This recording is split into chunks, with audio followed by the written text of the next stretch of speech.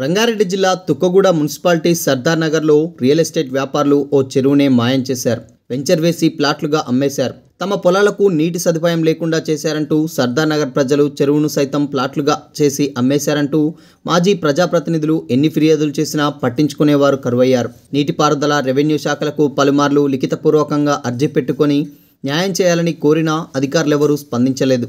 దీంతో తుమ్మల చెరువులో ఉండాల్సిన వరద నీరు సమీపంలోని పంట పొలాల్లోకి వెళ్తున్నది.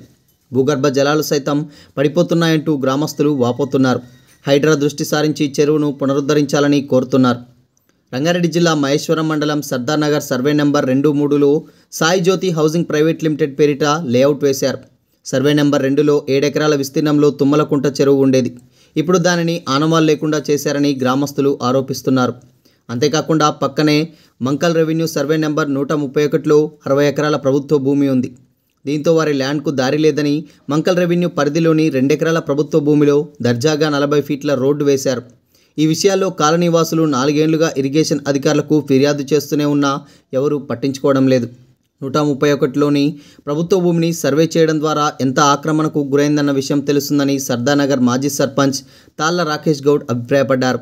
ప్రజేంద్ర వెంచర్, కింగ్ అయో టౌన్షిప్ వంటివి కూడా పక్కపక్కనే ఉన్నాయి. వీటిపైన సమగ్ర దర్యాప్తు చేయడం ద్వారా వాస్తవాలు వెలుగులోకి వస్తాయంటున్నారు.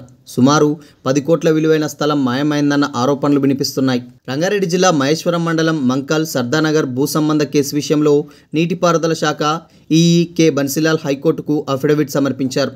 రెవెన్యూ నీటిపారుదల శాఖ అధికారులు సంయుక్తంగా విచారణ చేసి రుజువు చేసినట్లుగా ప్రస్తావించారు. అలాగే సర్వే నెంబర్ 2లో చెరువు ఉందన్నారు. ఇవన్నీ రాళ్లు, డెబ్రిస్తో నింపేసినట్లుగా 2020 డిసెంబర్లోనే గుర్తించారు.